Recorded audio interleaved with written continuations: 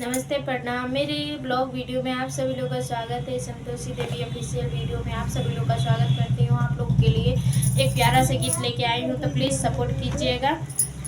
रोवत है तिल करू साले पीटत है का पार जे, रोवत है तिल करू साल पीटेले का पार हो, बहिने के चोरी होई सोना थानेदार हो, बहिने के चोरी होई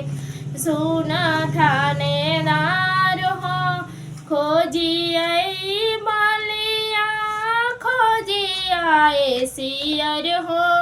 खोजी आए बालिया खोजी आए सियर हो, खोजी आए बनारस के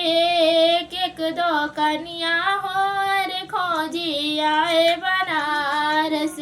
एक दो कन्या हो, बहिने के चोरी होए खूने थानेदार हो, बहिने के चोरी होए सोना थानेदार हो, रोवा थावे तिल करू साले पीटा थे का पार हो,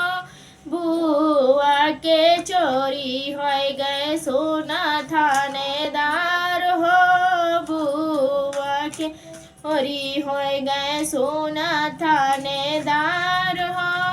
बुआ के